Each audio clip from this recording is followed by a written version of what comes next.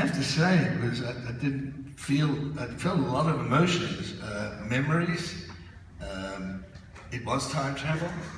It took me right back there, and to see it on the big screen too. Wow, it was, and then comparing it, my head kind of twisted in knots, comparing it to what we've just done on Fury Road, and seeing how that's so similar and so different at the same time. I mean, you're seeing it you're watching a very kind of bewildered man right here. I'm trying to process it, but it was good. And thank you for your lovely response coming across all those years. One of the things that I love about this film is your cast. I think the entire cast in this movie is amazing.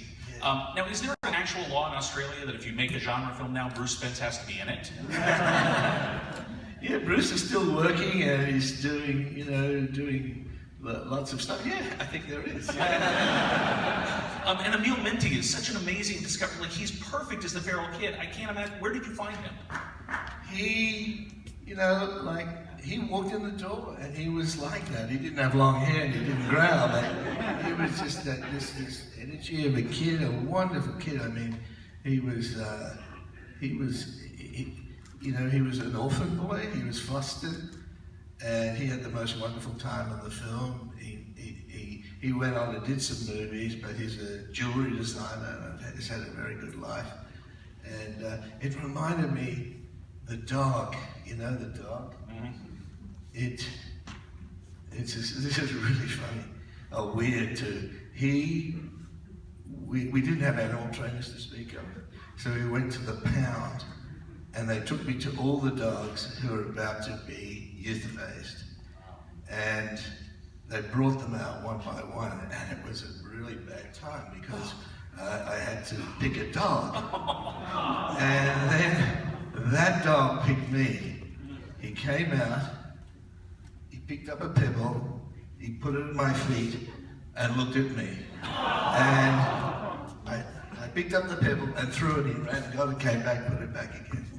And the animal trainer I was with, Dale Aspen, she said, that's the dog, because he's obsessed with pebbles. And that was what we did, and he had a wonderful personality, except he was so crazy that those two guys, the dummies on the lashed to the front of the vehicle, they were dummies for a lot of the time. He would pick up the pebble and put it in front of the vehicle. And wait. And wait. But that was a wonderful dog. He's such a personality. I would argue that this is perhaps the most visually imitated movie of the 80s. Everybody has taken cues from this film. And there was an entire subgenre of movies of people basically trying to do this. But the sense of community you built, and the idea that there are backstories to these people are just suggested so beautifully. And I don't think anybody else ever did it as effectively. Did you know the stories of like Lord Humongous or Wes, or where these guys came from? Did you have that worked out for you? Yeah, that's a big part of the process. And unless the actor knows, and unless the costume designer knows, and unless the stunt choreographer knows, unless everybody knows, then there's no sort of authenticity.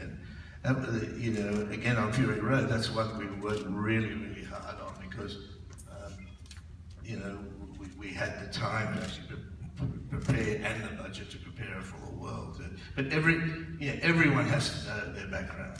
Well, I have to admit, I saw this stuff at Comic-Con this year, and I am rabid to see Fury Road. I can't take the anticipation at this point. I'm carefully crossing the street. I'm driving more carefully. I must make it to when this movie comes out. Is there any chance? Well, we do have a chunk of the movie that I'm very happy to show you tonight.